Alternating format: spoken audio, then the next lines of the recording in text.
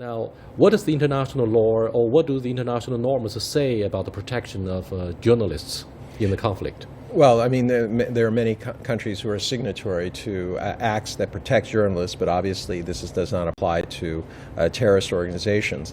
Now, in his particular case, he was an extremely brave individual who was not only trying to help women and children, refugees who were under duress in that area, but he went there to get his friend, all right, the other Japanese captive, tried to get him out of the situation, and ultimately he was betrayed by one of his guides.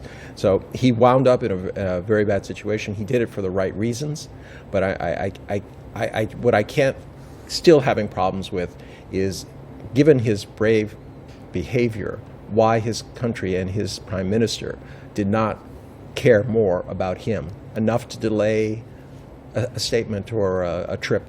It just doesn't make sense. Do you think Japan, young for its experience of overseas operations, did miscalculate the timing?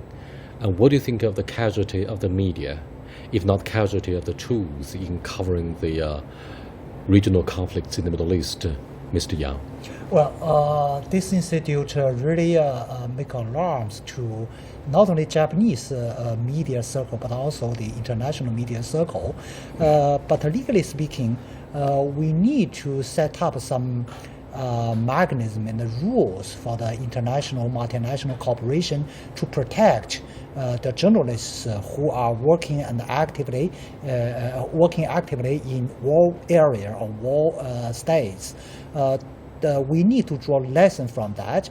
But on the other hand, I think the journalists themselves should have a correct senses about working the dangerous areas, so that on one hand the international community can provide a sort of a protection mechanism, and on the other hand they should have some sense about the self-protection for themselves. Only by the two kinds of effort get together, then we can have a better environment for our journalists working. I think in an ideal world that would be wonderful, but the fact is journalists are out seeking the truth. They do not necessarily want to be escorted by guards from one nation or another nation. Their work is by definition very, very dangerous, but it's a necessary function if people are going to learn what the real situation is. This was a heroic individual who was pursuing his craft and his humanity. Just as I said, it's very hard to get over that his leaders didn't share the same feelings about him.